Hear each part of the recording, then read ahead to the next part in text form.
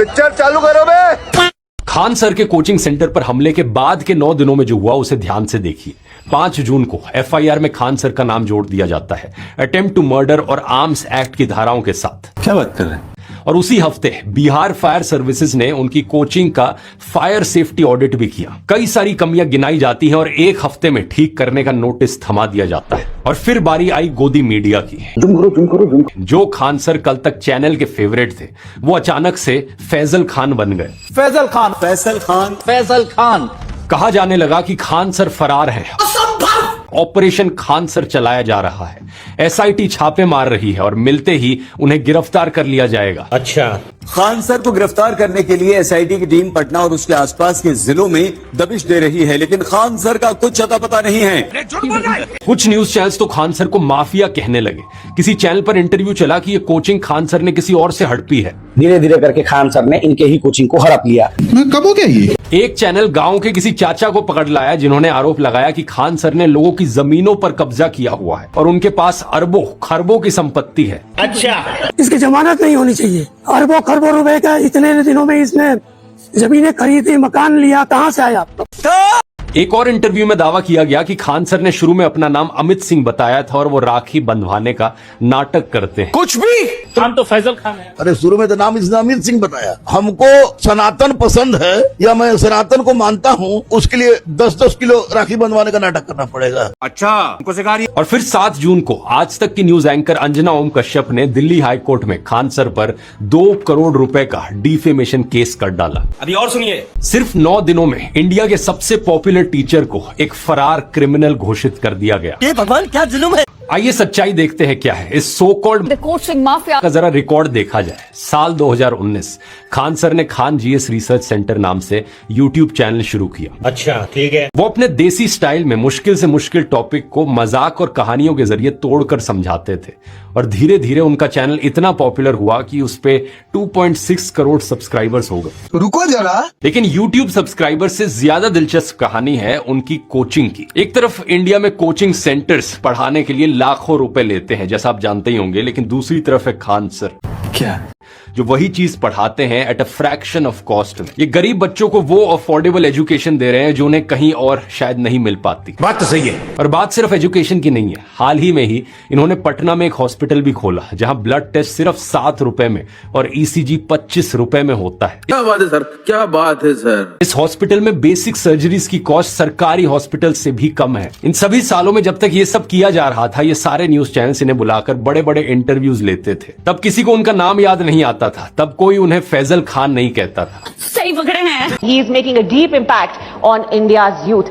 तो जोरदार तालियों के साथ स्वागत करें खान सर का। Please welcome Khan sir, teacher, social worker and founder. तो सवाल यह है कि 2 जून की उस रात को ऐसा क्या हुआ कि अचानक से सब पलट गया। इस सवाल का जवाब देने से पहले एक चीज नोटिस करो दोस्तों। क्या 2019 में खान सर ने एक छोटे से कमरे से यूट्यूब चैनल शुरू किया था। ना कोई बड़ी टीम थी, ना किसी मीडिया हाउस की बैकिंग थी, सिर्फ एक कैमरा, एक बोर्ड और पढ़ाने का पैशन। सही पकड़े हैं। और 7 साल बाद आज उनका इन्फ्लुएंस इतना है कि पूरी मशीनरी उनके पीछे पड़ी है।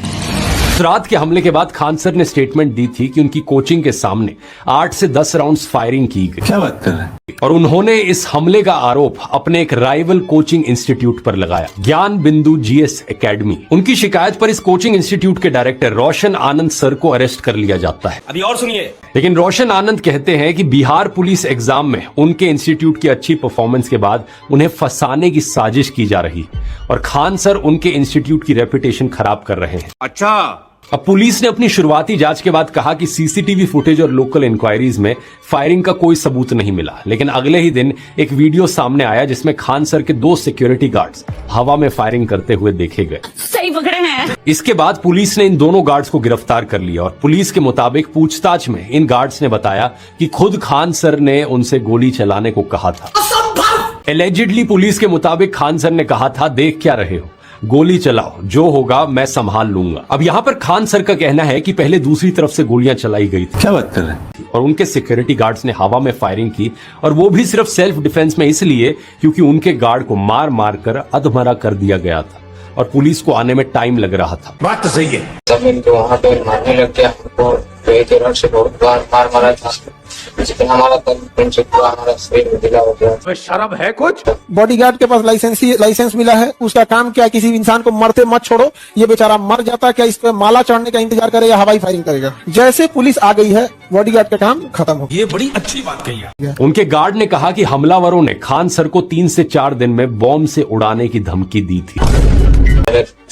गालियां दे रहे थे, मार भी रहे थे, ये भी बोले थे कि तुमको खान सर के 3-4 दिन में बॉम्ब से उड़ा देंगे। क्या?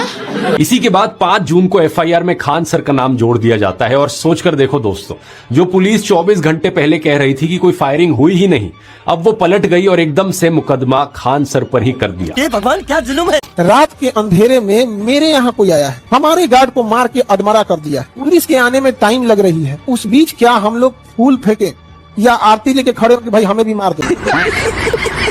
मेरा मानना है कि इस मामले में निष्पक्ष जांच होनी चाहिए जिससे सच सामने आ सके। लेकिन सवाल यह है कि क्या सिर्फ इस एक इंसिडेंट की वजह से सारे न्यूज चैनल्स खान सर के पीछे पड़ गए? Good question. ये तो बिलीवेबल नहीं लगता और है भी नहीं, क्योंकि कहानी की असली शुरुआत 2 जून को नहीं हुई थी। असली शुरुआत हुई थी 1 महीने पहले, 3 मई को। 3 मई को नीट का एग्जाम हुआ जिसमें 22 लाख से ज्यादा बच्चे बैठे, लेकिन इसका पेपर पहले ही लीक हो चुका था। अरे साला, जिसके कारण 12 मई को एग्जाम कैंसिल करना पड़ा। इसके बाद कई टीचर्स ने नेशनल टेस्टिंग एजेंसी से और सरकार से सवाल पूछने शुरू किए। एजुकेशन मिनिस्टर धर्मेंद्र प्रधान का इस्तीफा मांगा गया और सबसे तीखी आवाज थी खान सर की। उन्होंने सीधे तौर पर एनटीए को चोर भी कह दिया था। एनटीए गंदगी फैलाए हैं तो साफ इनके अब्बा के करेंगे। चोट्टा कहीं का कहता है कि पैसा नहीं लेंगे। जो उनका लॉस हुआ वो कौन भरपाई करेगा? कोई बनारस का रहने वाला है, उसका सेंटर जा रहा है कानपुर। उन्होंने स्टूडेंट्स का दर्द शेयर किया कि कैसे घर वाले कर्ज लेकर और माएं मंगलसूत्र गिरवी रखकर बच्चों को पढ़ाती हैं। ये बड़ी अच्छी बात कही है। गरीब लोग 30 से 40% ऐसा बच्चा है जिसके पिताजी या तो कर्जे लेके भेजे हैं, मंगलसूत्र तक गिरवी रखा है। बात तो सही है। बच्चे ट्रेन में जानवरों की तरह भर भर कर एग्जाम देने जाते हैं और कई बच्चों के पास इतने पैसे भी नहीं होते कि दूर सेंटर पढ़ने पर वहां एग्जाम देने जा सके। शर्म है कुछ? इस पूरे मुद्दे के आधार पर ही आज देश भर के स्टूडेंट्स और कॉकरोच जनता पार्टी भी एजुकेशन मिनिस्टर का इस्तीफा मांग रही है। लेकिन इस सब के बाद मोदी सरकार ने क्या किया है? क्या?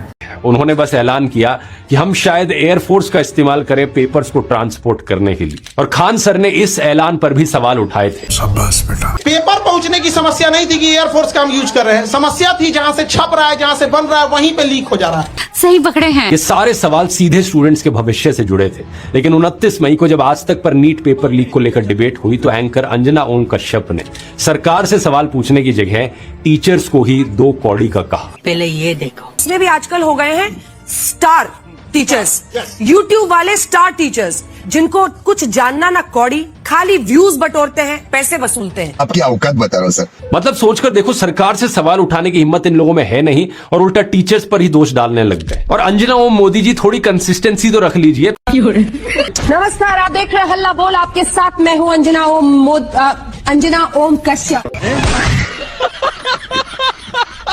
के चैनल्स इन टीचर्स को अपना प्लेटफॉर्म दे रहे थे और इन्हें बढ़ा चढ़ाकर दिखा रहे थे। अब एकदम से यू टर्न लेकर इन्हीं टीचर्स को गाली देने लग गए, सिर्फ इसलिए क्योंकि वहां पर सरकार से सवाल किए जा रहे हैं। सरकार को बचाना जरूरी है। इस सज्जन को क्या तकलीफ है भाई? अब जब ये चीज वायरल गई तो सभी टीचर्स ने जवाब भी दिया। तुम्हारी जिम्मेदारी थी ये पूछने की कि पेपर लीक क्यों हो रहे हैं। शिक्षक बिरादरी से इस नफरत का स्रोत क्या है? तो बॉडी के असल में मीडिया वाले हैं जो चंद पैसों के लिए सही को सही और गलत को गलत नहीं बता। मीडिया की फंक्शनिंग पर सवाल उठाया कि कैसे ये लोग सिर्फ चिल्लाते हैं और सरकार की भक्ति करते हैं। गजब बेइज्जती है।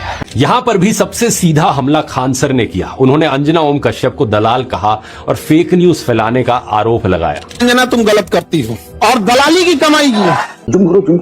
जब भी दलाली करोगी चेहरे से ना जो एक वास्तविकता थी वो खत्म हो जाएगी। और ढेरों इंस्टेंसेस हैं जहां पर इन्होंने फेक न्यूज फैलाई है। सही पकड़े हैं। अब सारी डेट्स को एक साथ रखकर क्रोनोलॉजी देखो जरा दोस्तों। 29 मई को खान सर ने गोदी मीडिया की बड़ी एंकर को दलाल कहा। 2 जून को उनकी कोचिंग पर हमला हुआ। अच्छा, ठीक है। 5 जून को एफआईआर, उसी हफ्ते फायर नोटिस, खान सर के खिलाफ मीडिया का टारगेट हिट कैंपेन और फिर 7 जून को अंजना ओम कश्यप दिल्ली हाईकोर्ट में 2 करोड़ रुपए का केस करती हैं। मगर क्यों? और ये मानहानि का केस भी किस लिए? क्योंकि खान सर ने उन्हें बिकाऊ पत्रकार, चाटुकार, दलाल और फेक न्यूज की दुकान कहा था। बात तो सही है। आज भी तलवे चाट के आई हैं। दलाली की कमाई की खराबी अंजना, तुम नाम नहीं ले सकती हो टीचरों का। अगर टीचर 2 कौड़ी के हैं तो तुम फोकट की भी नहीं हो। अब अंजना जी, ये चीज तो मेरे कमेंट सेक्शन में भी लाखों लोग आपको कहेंगे। अब क्या उन सभी लाखों लोगों पर केस करोगे? असलियत में शूटिंग इंसिडेंट और इन कोचिंग इंस्टीट्यूट्स की राइवलरी सिर्फ एक कोइंसिडेंस था क्या?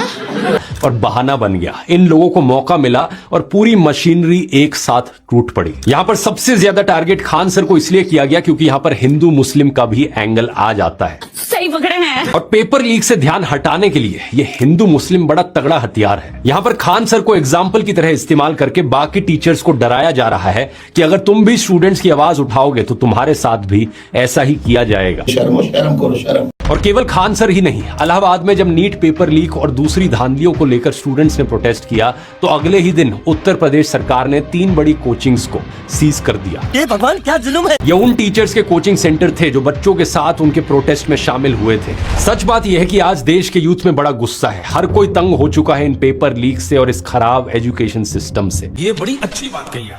ये करप्ट सिस्टम जो लोगों को जीने नहीं देता। लोग अब जाग रहे हैं, इकट्ठा हो रहे हैं, साथ मिलकर आवाज उठा रहे हैं और सरकार और इनकी मशीनरी क्या पूरी कोशिश करेगी लोगों को बांटने की और लोगों की आवाज दबाने की। क्या बात है सर, क्या बात है सर। इतना कमेंट सर, खान सर के लिए कुछ बोलिए, खान सर के लिए बोलिए। एक बात बताइए, आप आपके घर में आपका भाई होगा, उसके ऊपर कुछ बात आएगी तो आप खड़े होकर वीडियो बनाओगे या आप उसकी मदद करने की कोशिश करोगे? ये बड़ी अच्छी बात कही है। एक इंसान जो इतना कुछ कर रहा है देश के लिए, मतलब शिक्षा इतनी सस्ती की, पिछले 5 साल से यूट्यूब के ऊपर, सोशल मीडिया के ऊपर, अपने ऐप के ऊपर बिल्कुल सस्ती शिक्षा की। सही पकड़े हैं। उस इंसान का कोई कर्तव्य नहीं बनता था कि वो बिहार में जाके हॉस्पिटल खोले, सस्ता वहां पे इलाज करे। वो भी आप सबके लिए किया और आज उसका परिणाम क्या मिलता है? शर्म है कुछ? फैजल खान ने ये किया। फैजल खान, अभी हमारी खान सर से जब लास्ट बात हो रही थी तो हम लोग यही बात कर रहे थे कि जो भी चीज है, अच्छा, जो भी सच्चाई है वो सामने आए, निष्पक्ष जांच हो जाए, पुलिस आके सच सच बोल दे कि भाई बात क्या है। बात तो सही है। और कहीं कोई कमी निकल जाती मेरे भाई के अंदर तो दे देना सजा भाई।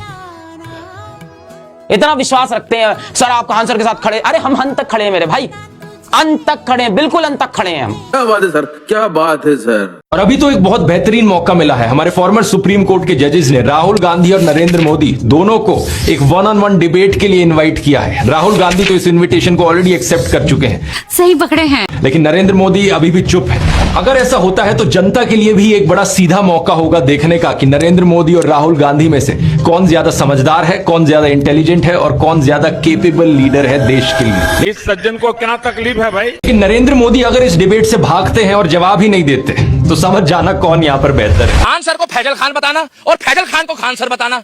अब तक पटना में हर गली गली में सिलेंडर लगा था जो आग को रोकने के लिए बचाया जाता था। अब तक ये जो है शिक्षक जो है वो भक्षक बन गया। अच्छा, अब तक जो है खान सर को अमिताभ बच्चन इज्जत दे रहा था। अब तक बड़े बड़े मीडिया वाले कहते थे कि आज हमारे चीफ गेस्ट है खान सर, और अब रातों रात ये बन गया मुसलमान, रातों रात ये बन गया फैज खान। बात तो सही है। आप मुझे एक बात बता दो, क्या इंडियन आर्मी में मुस्लिम जो देशभक्ति कर रहे हैं, आज ही एक मुस्लिम शहीद हुआ है? आप गूगल खोल के चेक कर लो। जब बात वीर अब्दुल हमीद की आती है, जब बात अब्दुल कलाम की आती है, बाप रे, ये तो धोती खोल रहा है। जब नरेंद्र मोदी ने अब तक पिछले 12 साल के कार्यकाल में, आज पूरे 12 साल हुए हैं और लगभग 20 से 25 मुसलमानों को जो है राष्ट्रीय पुरस्कार दिया है राष्ट्रपति भवन के अंदर, तो क्या मैं नरेंद्र मोदी से सवाल पूछता हूं कि तुमने 15 से 20 मुसलमानों को राष्ट्रपति भवन में बुलाकर राष्ट्रीय सम्मान क्यों दिया?